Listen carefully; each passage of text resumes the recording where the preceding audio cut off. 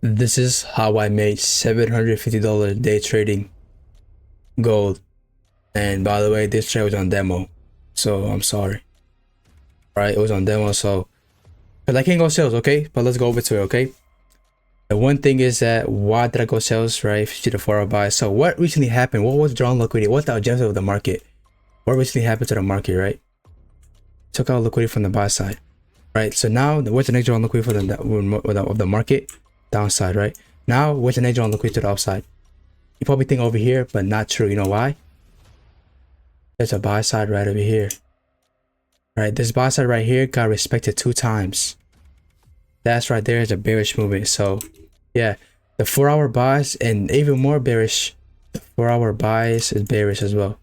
So gotta keep 2 things in mind, right? The 4-hour is bearish, right? 4-hour bearish, right? I'm just saying bearish, but whatever that is, right? Bearish, right? 4-hour is bearish. The drawn liquidity is bearish, right? Gold is bearish, right? Bearish, you know what I'm saying? I don't know what to say that. Whatever that is, right? The drawn liquidity is bearish. You know why the drawn liquidity is bearish? Because look, took out liquidity from downside, took out liquidity from upside. Now, in the 4-hour time frame, where's the next drawn liquidity in the 4-hour time frame? Right over here, right? But now, if we go to the hourly time frame, what did the hourly time frame do? At right before 10 a.m., came right back down, right? So, what did the market do? Traded for value gap, hourly for value gap, right? This hourly for value got touched. So the market definitely needs to go back up higher, right? It needs to retrace because what moved the market? Fair value gaps and liquidity, right? So this fair value gap right here puts the market right back to this 30-minute fair value gap. So this right here was a retracement, and now the market right before 10 a.m. market pushed back down to the downside, right? Now, so what's my entry criteria? Look, I'm looking for a hourly confluence which is this order block, which is not ideally the order block. I'll probably say that fair value gap is more of the confluence, right? Fair value gap right over here, right? It's more of the confluence, right? So now for the 30-minute time frame, I'm looking for a 15-minute confluence, right? Inside the fair value gap, because you already went to the fair value gap. I'm looking for a different confluence inside the fair value gap, right? So I'm looking for a super liquidity or any building block in the 15-minute fair value gap, right? Which we had what? 30-minute fair value gap, by the way, in which we had what? Boom, super liquidity, right? Swept out the liquidity out. Now that's even more bearish for me because you just swept out liquidity. So now where can I draw on liquidity? It looks like to be here and here and here, right?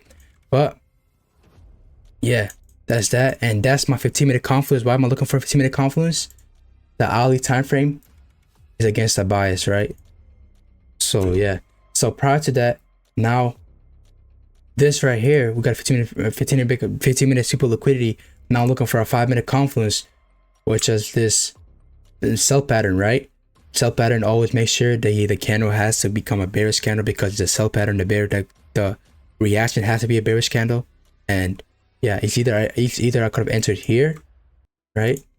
Or go to 5-minute time frame, go to the 1-minute time frame, or look for this entry. You see this entry, you see this right here, the reaction plus building block plus a reaction, super liquidity, right? Fair value gap plus a reaction right over here. That's a reaction. Enter there. For the take profit is here. This right here is not a take profit, by the way. This right here is more of a break even, just to let the market know, just like cool, right? And this right here is break even spot right here, right?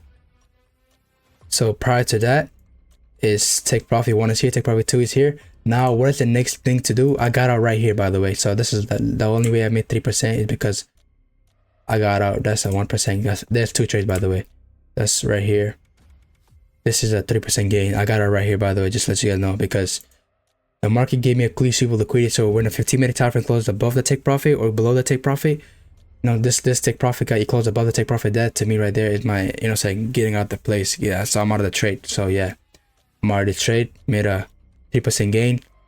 But yeah, that overall drawn liquidity is still here because, well, it took out 4-hour liquidity, right?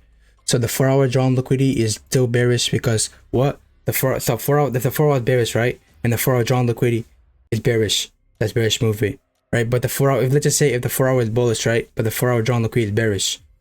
That doesn't make sense, right? That's not an A+ setup. And this right here is an A+ setup because what? The 4-hour drawn liquidity is bearish and the 4-hour bias is bearish. Usually when the 4-hour drawn liquidity is bearish and the 4-hour bias is bearish, it's really bearish. And plus, other than that, we had even more strong liquidity, very strong liquidity to the downside, which was the move right here to the downside, right? And yeah, this is my trade for the day. This is my market recap of how I made $750 demo trade gold because I cannot go sales. So yeah, thank you for watching.